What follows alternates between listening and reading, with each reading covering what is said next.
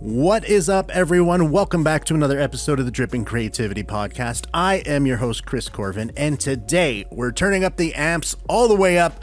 Joining me are Troy and Anthony, the powerhouse duo behind The Thinkers. Born in Manila's underground scene, but making waves all around the world, they've got a sound that is raw, honest, and unapologetically analog in a digital world. From the fierce energy of Let's Go to their newest single, Hey, Wait, these guys are proving that rock still bites. Gentlemen, welcome to the show.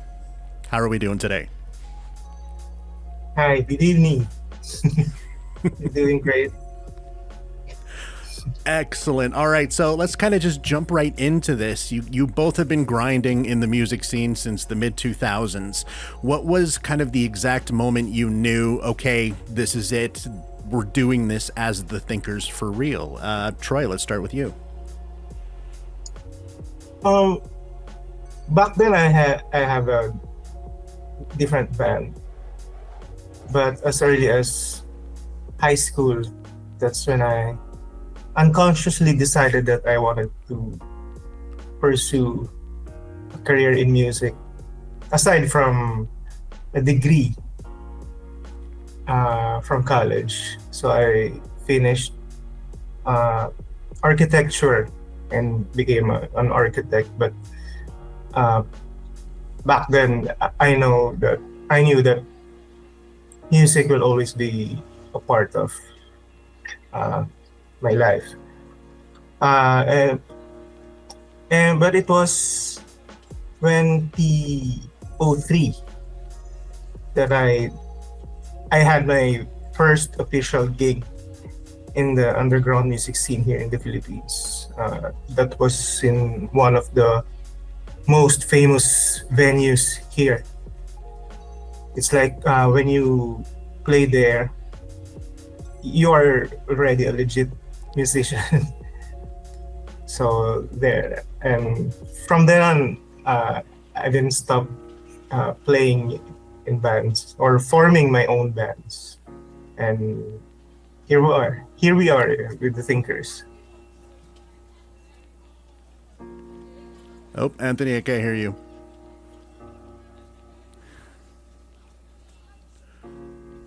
There you go. Can you hear me now? Yeah, you're good. Sorry. Yeah. For me, I have been playing with different bands as well ever since my high school days as well. But it was not until I met Troy and played for one of his old bands when I decided to step up and take it up a notch. So originally, I used to play in a band as a hobby, because I really love playing the drums.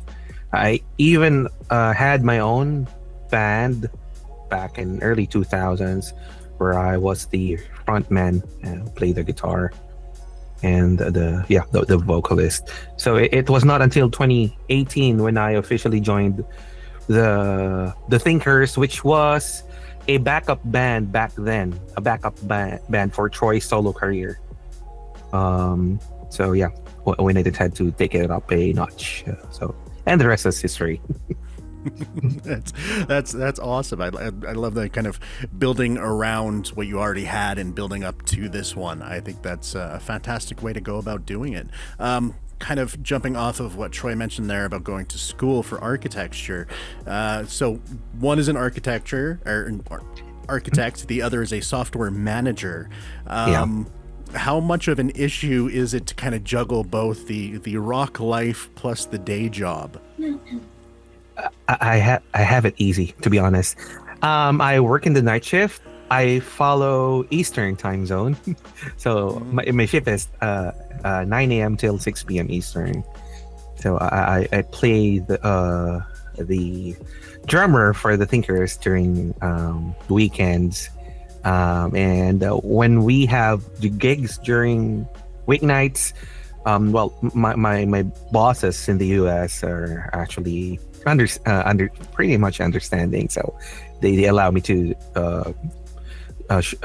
switch or adjust my schedule and they're very supportive of my band life. And Troy, how's work for you fit in with the whole music thing?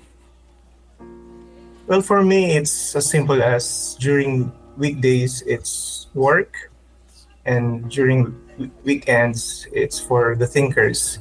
But whenever we have gigs during weekdays, well, I need to take a leave from work, and it's okay with my employer and company. So there. Are they just waiting for you guys to come in one day and said, nope, we're doing the band thing full time, we're out, we're done? Honestly, yeah, my boss actually told me that when he saw me on national television. 2 years ago, Troy and I played on national television, and I know it's they're joking about it, but I think they're kind of worried that, yeah, they've talked to me, told me that, hey, just give us a heads up if you're going to leave us, or you're going to go full time. But up until now, they're still very supportive. That's awesome. Okay, let's kind of switch for a second and talk about this love of analog and going analog. Where did it kind of decide that everything you guys are going to be doing has to be done analog? Where did that kind of come from? It wasn't part of the plan. Yeah. It was during the pandemic that one of my friends in the music scene, he just opened his analog recording business. And at the tail end of the pandemic, when we were starting working on forming the Thinkers officially, I just had an idea to inquire with him regarding what is an analog recording. And he asked me to send a demo of Come to Me. And when he listened to it, he was impressed, and he said, this one is a perfect fit for analog recording. You should try it. And we did. And we did enjoy the process and the outcome. And from then on, we decided that we're going to stick with the analog recording. And the sound is very warm. The sound is very warm. Definitely. Has there been any headaches dealing with a full analog situation? It's expensive. It is. It is pretty expensive compared to digital. Yeah, I can see that. Yeah, but the process of recording it is just pure fun. We're under a lot of pressure because we have to get it perfectly in one go. Yeah. Yeah, and every time we made a mistake, we have to do it all over again. I mean, it costs a lot. Pressure. Yeah, that's insane. But yeah, the outcome is pretty much awesome, and it the advantage with analog is, as you can see, there's only two of us, right? So our recorded music pretty much sounds as close as it can get with our live performances. Yeah, so that's one advantage. And that's super important for a lot of bands. I know quite a lot of bands that really, really love making sure that what people hear live is what they're going to hear on the record, and vice versa. So that's amazing. Your sound is often compared to Nirvana, Smashing Pumpkins, and the Black Keys. When you guys hear yourself, what bands do you hear? The Thinkers. Where the Thinkers with a hint of those. Yes, definitely. Where are you pulling your inspiration from? Well, that's the beauty of songwriting. Personally, whenever I write a song, I will tell myself I'm going to write a song uh, based on a song from, let's say, Oasis, and the final product will be very much different from that song, uh, which I used as a reference. And the moment we arrange it in the studio, it's going to be a different song, a different sound. So again, at the end, in the end, it's going to be the thinker sound. So it's hard to explain, but that's how it is, and we're happy about it. Well, I, on the other hand, some of my drum beats, I draw inspiration from those bands that you mentioned in the 90s. So yeah, growing up in the 90s, Troy and I, yeah, we used to listen to those grunge bands. Which is insane because you both look like you're 20. This is just. No, thank you. Just try it. Just kidding. But yeah, thank you. So when it kind of, because you guys have accomplished a lot, and you have definitely hit a lot of different stages internationally, Latin America, Europe, Asia. What has kind of been the most surreal, holy shit, they know us here moment you've had? Oh.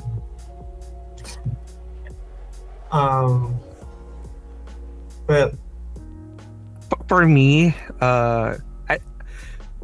being played in the US, actually, it has got to be one of those surreal moments, because admit it or not, most of the mainstream music that we listen to, right, comes from the US. So having one of your songs played in one of the US radio, it's still a surreal feeling for me. for me, it happened so fast that I can't remember a specific It's still moment. processing it. Yeah, because our manager would just inform us that you're going to be played here in the States, there in the States and in Australia, etc., etc. And we're like, oh, that's good. Oh, wow. Okay. Yeah. Yeah, and it's hard to catch up sometimes. And yeah, doing this kind of interviews, Exactly. it's just a reminder that people on the other side of the world taking notice of us. Yep. Exactly. Hell yeah, coming all the way from Canada. Now you just got to do a Canadian tour.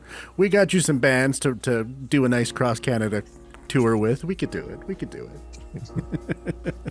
Actually, I have a brother there. Yeah. My brother and his family is over there. Yeah. All the more. My cousins actually are in Toronto. So yeah, a lot of family. It's just calling you. Everyone, come to Canada. Yeah. So Let's Go was a breakout. It's an amazing song.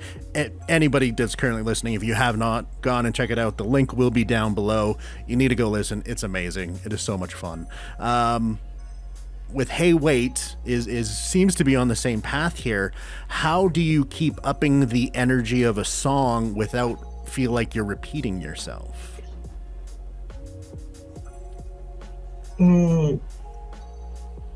I don't know. We're just following our guts. Yeah, it's more of a gut feel. Yeah. Is it ever a worry that you're going to be like repeating yourself and you're like trying to make sure it's distinct and different enough from the previous ones, or are you just kind of screw it, you just go with whatever? I think that would be one of my responsibility as the drummer, making sure that well, of course, for the riffs, it may sound repetitive, but as a drummer, I think it might boil down to me playing around with the tempo, making sure that the beat or the tempo is not repetitive. So I try to play around most of the time, or whenever we're writing new songs. Yeah. Yeah, I think Anthony's right because recently I just uh, watched a YouTube video of a drummer. He's a content creator, and he was like playing the same song with different beats, and it seems that a song depends on Yeah. what would the drummer Yeah. uh, do. So yeah, a rock song can eventually be turned into a disco beat. A reggae. Yeah, or reggae. Yeah, I think I saw that. Drummers are important. I don't care what anybody says. So let's actually kind of talk about Manila here, because the underground scene there has its own grit and pulse and is amazing, and I would love to come over there sometime just to check everything out. Oh. I really think that would be amazing. How does this city kind of shape your music and, you know, the fans that you have locally in the shows that you're doing there? Have you noticed your style being influenced by your area as opposed to other places? Yeah, very much because uh, f- here in the Philippines we have a very healthy music scene. But right Although, now, yeah, but although, although right now it's K-pop, dance, hip hop. Those are the music that are in demand yeah, these days. But we have a pretty healthy uh, rock music, underground yeah, rock scene. Yeah, music from bands. And during the 60s, 70s, 80s, 90s, even in the early 2000s, yeah, we had a very healthy set of different genres of music, from rock to pop, to ballads, yeah. disco. So growing up, we have lots of music to listen to. So we have here we have bands here like the Eraserheads, River Maya. Those are the bands that we look up to when we were growing up. So they kind of we have a terminology in our music here. We call it OPM. It's original Filipino music, or OFM, original Filipino music, or Manila sound, the Manila sound. Sound. It's actually another genre called Manila sound. So yeah, so partly it's a big influence to us growing up and until now. Yeah. Let's kind of switch over here to, you've already put out 4 tracks. How is the rest of the LP shaping up? Like, are you trying to go for a specific vibe or story you want to tell? Or are you just kind of going with whatever you're feeling and releasing those ones? Currently, we're experiencing writer's block. I'm just kidding. So, kidding aside, so we're trying as much as possible not to sound repetitive, but we're still aiming for something like when you hear the music, with you'll know exactly it's the Thinkers. Yeah. Right. And we already have 6, 7, 6 songs. 8. Yeah, 6 songs. We still need 6 songs to complete the LP, and we already have that on the list. Yep. And we also have more than 6 actually. Yep. But right now we're polishing mostly. We're polishing things up. But music-wise, some of the songs are different from the 4 songs that we previously released. Yeah, We're planning on giving you an LP with a like a roller coaster ride. So yeah, Nice. we're going to play with your emotions, something like that. yeah. But still, you will still hear the Thinker sound. Yep. As it should be. What sort of overall sounds are you going with for the, because like, you know, your usual record has the nice hard hitting ones, but you also have the kind of melodic or even the more sad and depressing ones. Are you trying to find a way to combine all of that, or are you just going with more of an LP that's just always going up? Up and down. Yeah. Yeah. Up and down. Yeah. We have I think 2 songs that sound like dream pop. You know, this Smashing Pumpkins, dreamy, dark love songs, and we have a song, Heavy songs. yeah, in the Radiohead realm. Yeah, Radiohead, it's like Nirvana. Yeah. Spectrum. Yeah. yeah, it's kind of a weird combination. You will hear Nirvana and Radiohead and 311. Yeah. So that actually kind of gets me thinking about the actual songwriting process there. Like when you're going into do a song, you have something tickle in the back of your brain. It's like, I need to get this out. Does it start with a song that you previously know and kind of go for a sound like that? Or do you come up with something with the drums first and then go into the lyrics? Walk me through your process here, man. Come on. Go ahead, Troy. Well, we're open to a different kind of songwriting process, but as of now, we're just doing it as simple as I will write the entire song from intro to finish with the whole melody and lyrics, and I would give it to Anthony to work To on mess it his up. part. To mess it up in a good way. And yeah, songwriting, yeah, again, that's the beauty of songwriting. There's no a single formula in writing songs. Sometimes I hear a song from another bands, and I will use it as an inspiration. But sometimes the moment I pick up the guitar and I play a single chord, sometimes I can feel that let's say a D chord is just a D chord, but sometimes that D chord has something in it, and whenever I feel it, yeah, I'll just go with the flow. And yeah, there is just, writing music is magical. Keith Richards said songs are already existing somewhere in the other dimension. You just have to take it by working on it. You just have to try to, it's like fishing. You just have to go over the shore and, try to get, Throw the lure. yeah, try to get something every day, and every time you go, Then just reel it in. yeah.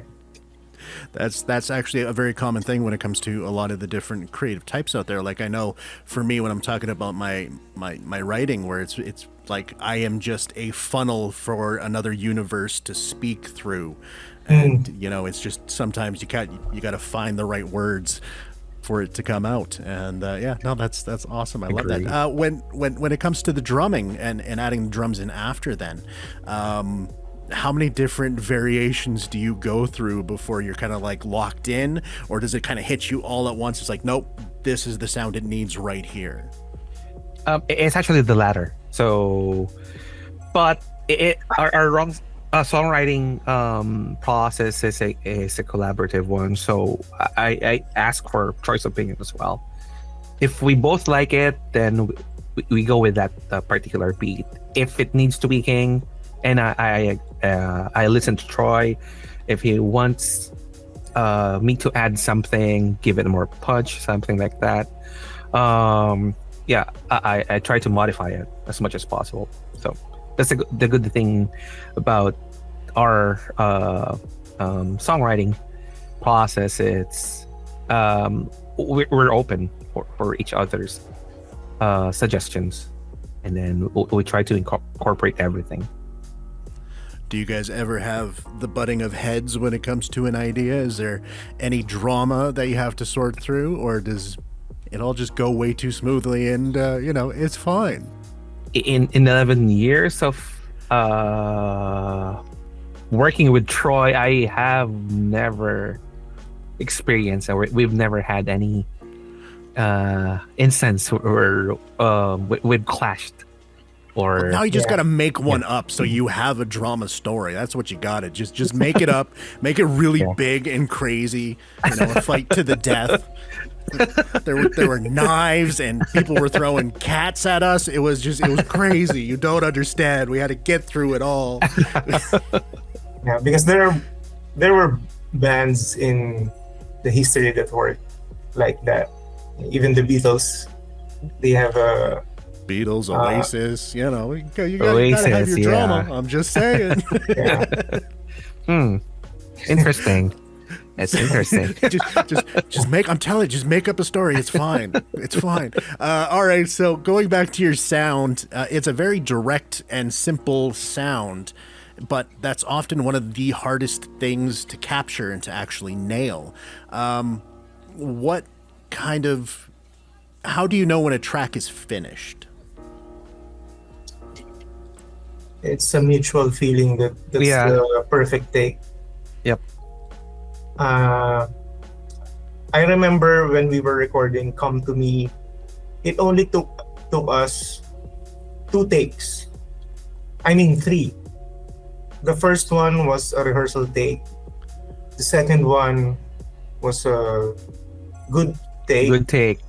And the third one was the safety take. Safety take. Yeah. And we decided to go on with the second take, right? The second one, yeah. But with Let's Go, we had it like 14 to 17 takes in full swing. Yeah. And we were getting tired. So, okay, we'll go with another one. Yeah. Okay, we'll do another one. Yeah. It's not that it was not perfect. It's just that we were kind of looking for something with that recording. So the right feeling. Yeah, we can't explain exactly how we were able to tell the song was finished. It's just a gut feel, as mentioned earlier. So you kind of feel it when you're in the studio. And we don't have to say it out loud. Yeah. Just by the look in our eyes. Yeah, and the sound engineer, everybody just knows. Yeah, we'll go for it. Something. All right. So let's kind of turn here and talk about Asian Music Day 2024, because that's amazing. You represented the Philippines. What did that moment kind of mean for you as artists and for the scene back at home? Oh, I'm going to change my answer about the surreal feeling. Yeah, I remember that into one. this. Yeah, I forgot about that. I'll go ahead, Troy. It was a great feeling, and we're proud of it. But again, working this long in the music scene, I'm kind of became like a skeptic person. Yeah. Yeah. Every time we have our little achievement, I appreciate it. I'm happy about it. But my mind is just that fast, looking for another one, for a bigger win, just like that. But again, yeah, it's a great feeling to represent the Philippines in the category. Yeah, Catherine? same with what Troy said. So the moment our manager or access gives us the news. It's at first it's just kind of meh. Okay, yeah, and it'll take some time, like a few hours for us, and then it'll just sink in. Like, oh my god, it's happening. Sometimes it's too fast to Too fast process and too things. good to be true. Yeah, It's too much. Your brain doesn't accept it till you're on the stage, and then it's over, and you're like, "Did it even happen? I don't know." yeah. Because um, here in the Philippines, we're having a hard time building our own fan base here. Yeah. Because as I've said before earlier, rock music isn't the thing here. So people are looking for K-pop, dance, and we're not one of those. So yeah, it's hard to build a fan base here. So Yeah. whenever we hear a good news from outside the country, it's like, oh, really? Yeah. Well, then it's great. Thank you. But it's hard to process sometimes.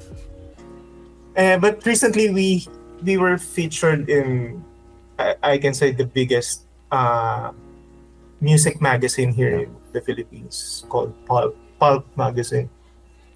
Yeah, and it took me 3 days to go down from cloud 9.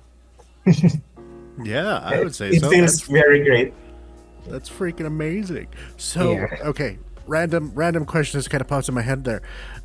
Would you guys ever actually collab with any K-pop thing just to try to get some fans? Like, if you just kind of steal some fans away. Yeah, I'm gonna swallow my pride.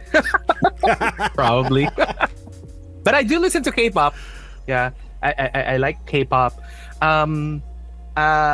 Although I really love rock, but I'm open to almost all the genres. And if you check out my Spotify playlist, yeah, it's something that you will not actually. It's kind of, what do you call that? Diverse and weird. Yeah, it's super diverse. Mine is exactly the same. I've got some Euro dance from '95 on mine, and then I got some Japan rock. Same here. Yeah, I'm all over the place. I get it. Okay, let's kind of slowly start wrapping this up here. I've got some nice loose questions, just some fun stuff. Before we get to the end of this, there, if the Thinkers could jam with one band, and each of you can pick a different one here, back in the 90s, in their prime, who are you going to jump on stage with? I'll go first. Travis. Definitely Travis. Yeah.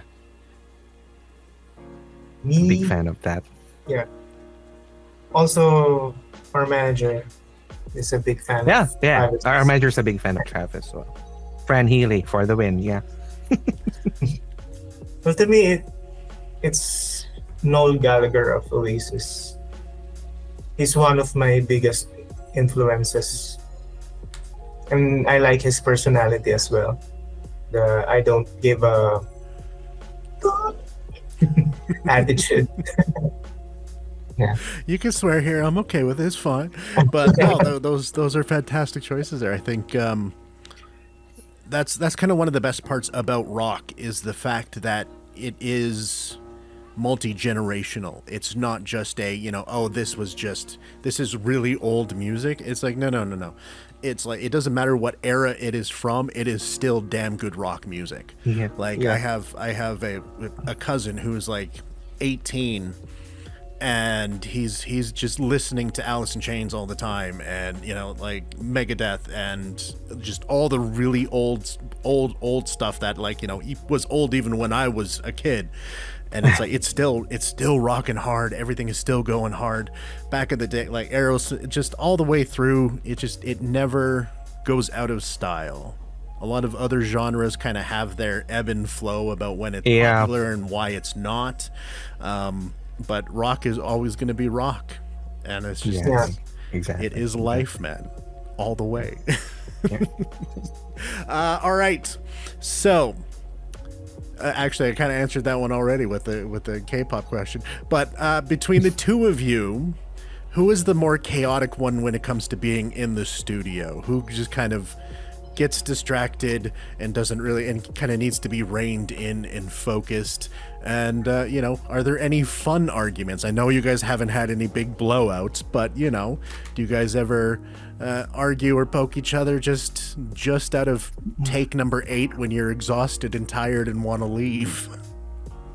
I think that has got to be me, the key. Yeah, I agree. I am more chaotic. So I think I have ADHD, so I easily get distracted. So whenever we're in the studio, our manager usually catches me tinkering with my cell phone. So yeah, sorry, Access. Hey, there's absolutely nothing. As somebody that has been diagnosed with ADHD, I get it. You got to do these things. Like I'm literally over here fidgeting with my ring just because I need something to fidget with while I'm doing these interviews. Yeah, it's how it goes. I think it's a good thing to have if you are a drummer. yeah. Oh yeah. Because you always have this energy that wants to come out. Well, it's very true. Oh man, I got stuff. Wow. Sorry, one of my videos just started playing and really threw off my brain. Yeah, just like It happened. It happens. All right, so kind of just to wrap this one up here, what do we have coming up for you guys? What's up and coming for the Thinkers? What, besides the new song, can you kind of hint and tease and just sell everyone on the Thinkers? Because I want more people to know you, especially over here in North America. So tell us why everyone needs to listen to you and needs to do it right now. Yeah, if you're not that familiar, especially for the Gen Z, Gen Alpha, if you're not that familiar with the 90s music scene, go check us out. You'll have a hint of those genre. So yeah, Troy.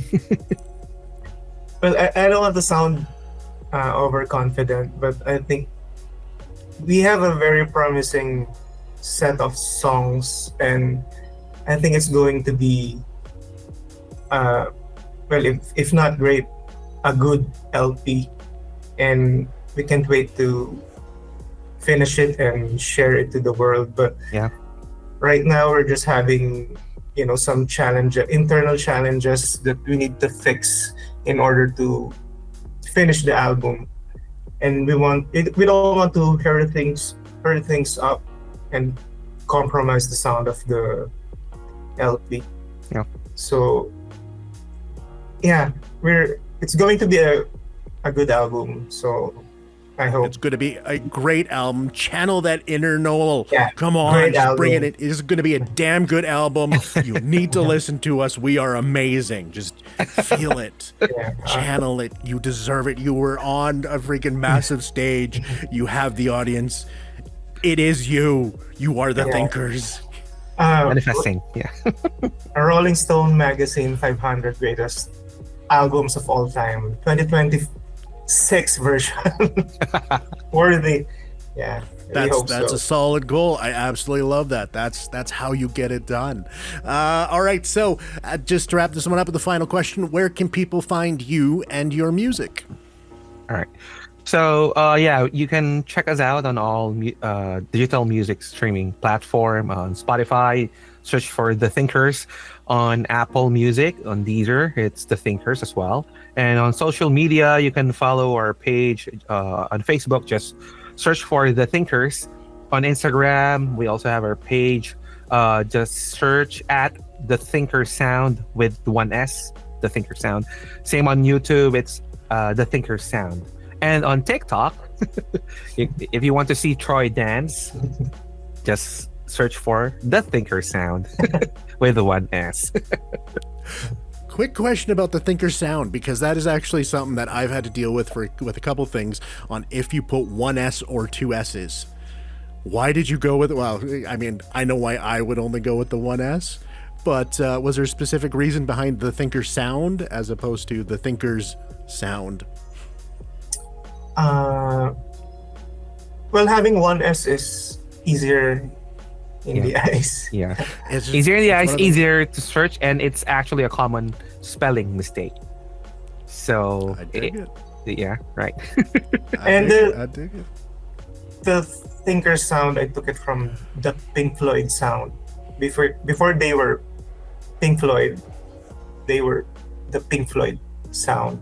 So I kind of integrated the Thinker's sound unofficially to our socials. Officially, we are the That's an Thinkers. amazing story. I love that. That is fantastic. That's Yeah. a solid one. I dig that one. That's All right, the first I'm gonna do time this- I'm hearing that, honestly. All right, I'm gonna do this outro and then get you guys. And by the Bye, everyone. way, shout out to Super Sum for hooking us up with you, Chris. And thank you. Yes, definitely. Thank you, Chris. Thank Oh, you for yes. having us. Definitely. Well, you guys don't go anywhere even after the outro. We're still going to chat after I stop recording, so just hold on. But all right, this has been an absolute blast. Huge thank you to Troy and Anthony for joining me today. You guys are fantastic. I can't wait to hear everything coming out and the full LP when it drops. I'll definitely have to have you back and we can chat all about the album. We'll do a whole thing about it. It'll be great. The Thinker's latest single, Hey Wait, is out now and making waves worldwide, and the debut LP is on the way. So keep your eyes and ears locked and ready for that. You can find all their links at Linktree/The Thinker Sound, and of course you can follow me at Chris of the Void and the Dripping Creativity Podcast at the Creative Catalyst Cafe on Spotify, YouTube, absolutely everywhere. Just hit it up, subscribe. I don't know, numbers are good apparently. Until next time, my name is Chris Corvan. I said that already. This has been the Dripping Creativity Podcast. Stay creative, stay inspired, and I'll see you next time.